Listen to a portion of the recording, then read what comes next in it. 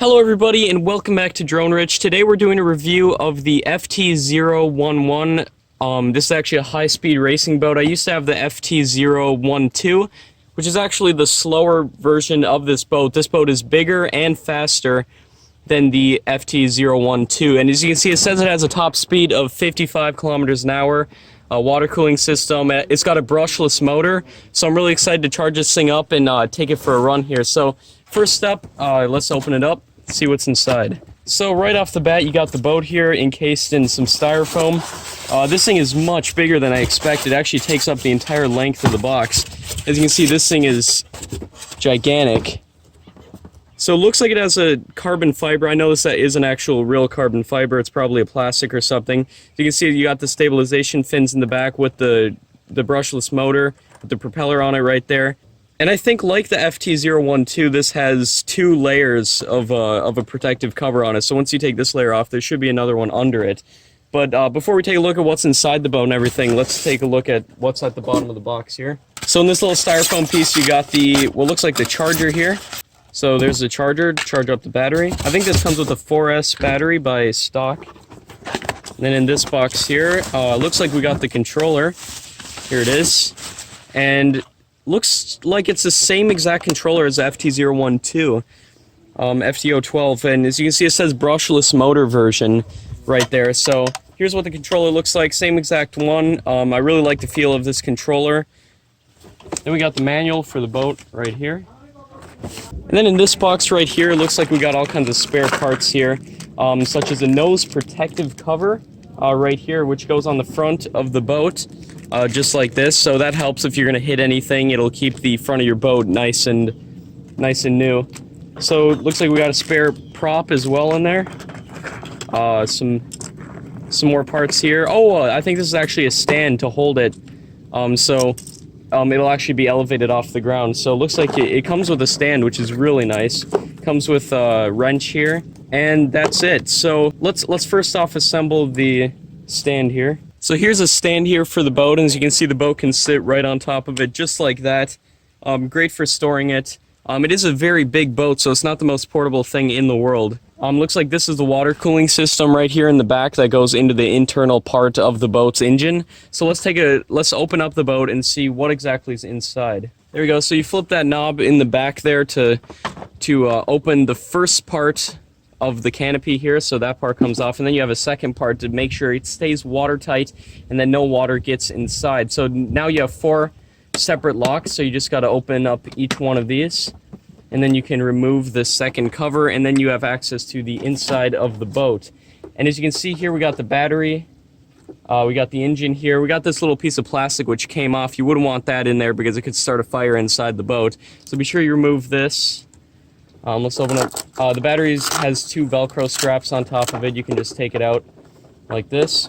So here's a 4S battery that comes stock with the FT012. As you can see, it's a huge battery. It says 30C on it.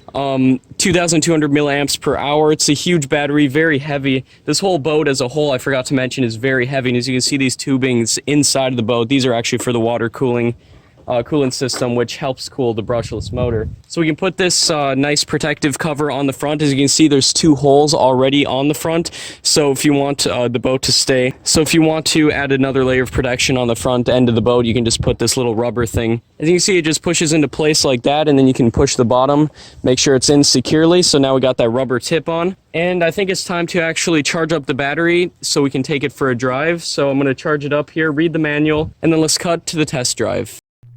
So you can see here, the boat is really fast off the bat when it's got a full battery, and this is my first time driving it, so I'm just testing out the turning radius a little bit, seeing how fast it can go and how sharp it can turn.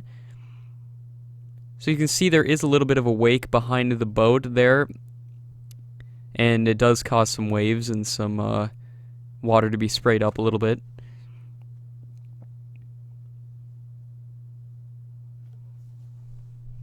Overall, I noticed right off the bat it's got an amazing amount of kick. Okay, looks like it just crashed there. But after getting it straightened out again, here you can hear it there. The boat is pretty loud. and it's incredibly fast, especially for its size. I mean, it is a pretty big boat, but compared to some of the boats that have similar speeds, most of them are much faster. As you can see here, you can actually put it into reverse, and it does pull the back down a little bit into the water, but once you get it twisted around, you can get going again. And I noticed after taking the boat out of the water that there was a little bit of water inside of the hull. Not too much, nothing that would actually cause any damage, just a couple drops of water, but it's just something to keep in mind. And I noticed more water when I was taking it in rougher waters.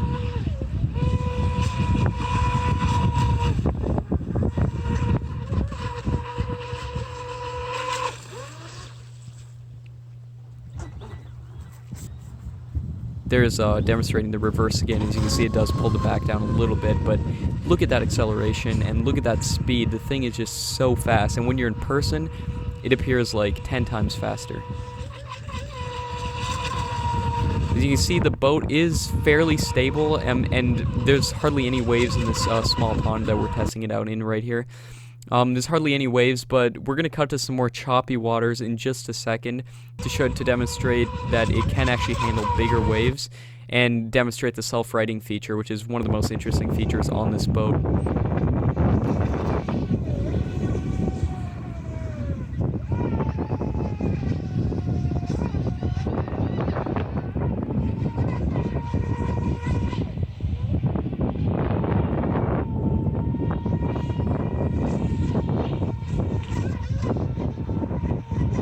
As you can see, in this calmer water, the boat didn't flip over once. As you can see, it does get airborne a little bit when it hits those waves, and it does twist a little bit. There's a controller again for the FT011. Really like the feel of this controller and the feel that you get when you're actually driving the boat.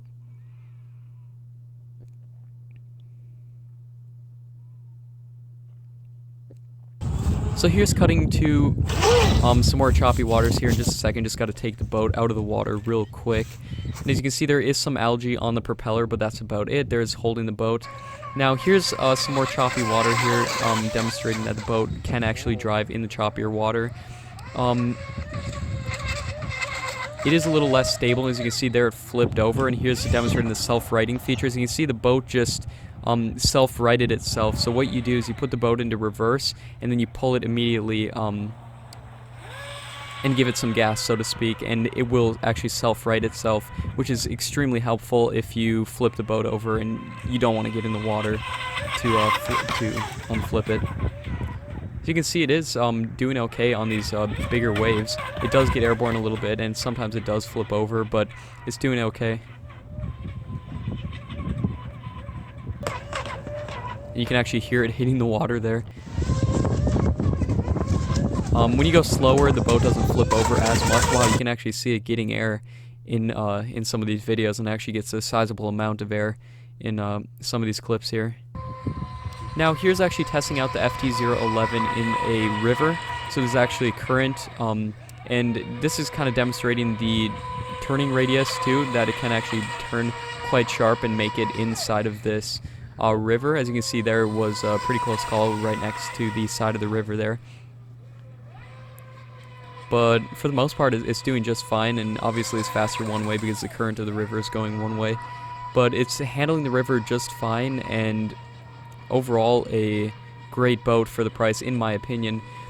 It was a little bit tricky getting the boat into this water due to the fact that there is a wall on the side of the river that you actually have to lean down, and it was a bit tricky getting it out of the water when we were done, but while it was in the water, it performed just fine, and really great boat. As you can see, there's hardly any waves in this water. There we go, hitting the wall real quick there.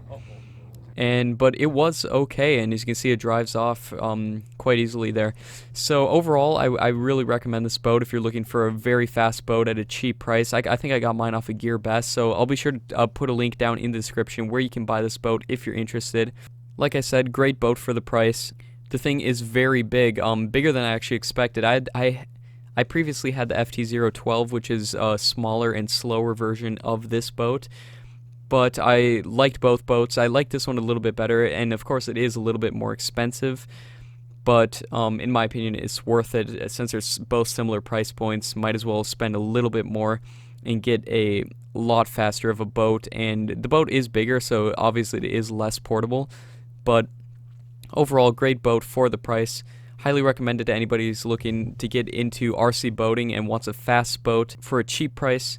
So yeah, I hope you guys enjoyed watching this video here today. I want to thank you guys so much for tuning in and watching this review of the FT011 RC racing boat. Thanks again for watching, everybody, and we'll see you guys in the next video. Peace out.